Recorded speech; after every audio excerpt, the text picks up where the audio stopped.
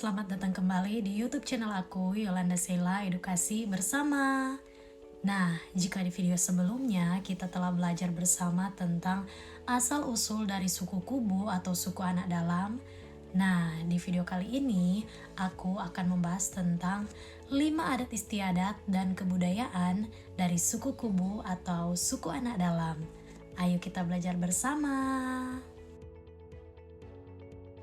Adat istiadat dan kebudayaan suku Kubu atau suku anak dalam yang pertama adalah belangun. Belangun adalah kebiasaan orang rimba pindah dari satu tempat ke tempat yang lain dalam jarak relatif jauh yang dilakukan karena adanya kematian. Belangun dilakukan untuk menghilangkan segala kenangan dengan yang telah mati selama hidupnya. Dengan belangun ke tempat lain, diharapkan hati yang sedih dapat terhibur dengan suasana yang baru. Terjadinya kematian di lokasi pemukiman orang rimba juga dipersepsikan tanah pemukiman tersebut sebagai tanah yang tidak baik lagi untuk dipakai, karena akan memberikan kesialan selama mereka bertahan menempatinya. Ketika belangun, semua harta benda orang rimba akan dibawa serta. Barang-barang ini akan ditempatkan dalam ambung. Di kalangan masyarakat anak dalam di air hitam, sebelum belangun dilakukan, mayat ditempatkan di atas beli berukuran 1 kali 2 meter, disertai dengan peralatan miliknya. Adat istiadat dan kebudayaan dari suku Kubu atau suku anak dalam yang kedua adalah bebalai. Bebalai adalah pesta adat perkawinan orang rimba. Acara ini dilakukan jauh di dalam hutan bersama para dukun dan penghulu adat di mana ritual-ritual adat akan dilakukan. Acara bebalai ini sangat tertutup bagi pihak luar. Biasanya, pesta berlangsung dari 7 hari 7 malam dengan sajian beragam buah-buahan dari hutan. Adat istiadat serta kebudayaan dari suku Kubu atau suku anak dalam yang ketiga adalah tarik rentok. Tarik rentok adalah adat perkawinan orang rimba yang dilakukan karena kedua pasangan telah melanggar tabu adat. Tarik rentok juga dilakukan di dalam hutan yang jauh dari pemukiman kelompok. Ini dilakukan karena sang laki-laki atau jenton diketahui telah mengambil berbagai perhiasan seperti manik-manik, gelang, dan lain-lain dari gadis rimba. Tarik rentok ini hanya dilakukan dalam waktu 1 hari saja, tanpa menggunakan pesta atau pertunjukan yang begitu meriah seperti layaknya pada pesta bebalai. Adat istiadat serta kebudayaan dari suku Kubu atau suku anak dalam yang keempat adalah tari elang. Tari ini merupakan tradisi yang ada dan menjadi milik dari orang rimba atau suku anak dalam yang hidup di kawasan hutan Taman Nasional Bukit 12. Tari ini diiringi dengan dendangan berupa mantra untuk memanggil para dewa. Tari ini dilakukan saat pelaksanaan ritual atau upacara pengobatan, perkawinan, ataupun bebalai lainnya.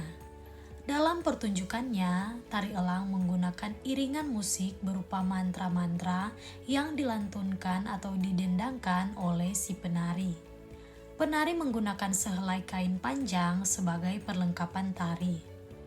Kain panjang ini dianggap sebagai simbol dari sayap burung elang yang menurut kepercayaannya di dalam burung elang bersemayam roh dewa elang. Adat istiadat serta kebudayaan dari suku anak dalam atau suku Kubu yang kelima adalah cenenggo dan sesandingon atau sakit dan mengasingkan diri. Di dalam kehidupan orang rimba, penyakit bisa disebabkan oleh banyak hal, di antaranya karena gangguan setan, seringnya melakukan perjalanan dan kontak dengan orang dusun atau orang terang, dan juga bisa disebabkan karena terlalu banyak memakan buah-buahan, misalnya pada musim buah atau musim petahunan godong yang terjadi antara 2 sampai 3 tahun sekali. Pada saat itu buah dan madu hutan berlimpah. Akibatnya adalah pola konsumsi buah yang berlebihan asam manis yang menyebabkan mereka terkena penyakit. Orang yang sedang mengidap penyakit disebut dengan istilah cenenggo atau berceneng. Istilah ini secara luas juga bisa diartikan sebagai kelompok yang terserang penyakit. Penyakit yang kerap menyinggahi orang rimba antara lain adalah cacar, batuk, batuk pilek, dan kolera. Namun, orang rimba berkeyakinan bahwa penyakit ini berasal dari orang-orang terang atau dari hilir. Penyakit-penyakit ini dalam kehidupan orang rimba begitu ditakuti karena dapat menyebabkan kematian. Untuk mengatasinya, mereka selalu berhati-hati dalam melakukan kontak dengan siapa saja, baik dengan orang terang maupun dengan orang rimba yang berasal dari kelompok lain ataupun yang baru melakukan kontak dengan orang dusun. Untuk pencegahan terhadap penularan penyakit, ada perilaku yang unik dan agaknya berlebihan di lingkungan orang rimba, seperti berkomunikasi dalam jarak yang berjauhan, sekitar 10 meter dari masing-masing mereka. Selain itu, mereka yang merasakan dirinya sehat atau bungaron, sanggup untuk tidak melintasi jalan yang dilintasi orang yang bercinenggo, demikian juga sebaliknya. Walaupun jalan di hutan hanya ada satu jalan, maka yang mereka lakukan adalah menerobos dan menembus semak belukar yang ada kalanya banyak ditumbuhi tanaman berduri ataupun rawa dengan bertelanjang kaki dan bercawat. Mereka menembus belukar tersebut. Perilaku seperti ini disebabkan adanya pandangan bahwa jalan-jalan yang dilintasi orang rimba yang bercinenggo tersebut sudah dihinggapi oleh penyakitnya, sehingga dapat menular kepada orang yang melintas di atas jalan tersebut. Jalan akan dianggap steril dari penyakit dan dapat dilintasi kembali setelah adanya hujan karena penyakit-penyakit tadi telah hanyut terbawa air ke hilir atau paling lambat adalah 5 hari setelah dilintasi orang yang bercinenggo. Untuk mencegah penularan, maka orang atau kelompok yang bercinenggo harus memisahkan diri dari kelompoknya maupun kelompok lain yang berdekatan. Istilah ini disebut dengan istilah sesandingon atau dalam bahasa kita lebih dikenal dengan pengkarantinaan. Jarak antara sedekat-dekatnya dalam jarak orang rimba sejauh suara dipantulkan atau dalam perkiraan sejauh lebih dari 500 meter dari pemukiman kelompok orang rimba. Tempat bersesandingon harus berada jauh di dalam hutan di wilayah yang tidak pernah dilalui oleh orang rimba. Selama melakukan bersesandingon, orang rimba yang bercinenggo membuat rumahnya dan mencari makanannya sendiri di dalam hutan. Pertemuan dengan individu kelompok masih boleh dilakukan dengan mengatur jarak dari masing-masing individu, tetapi sangat dilarang untuk masuk ke dalam kawasan pemukiman kelompok.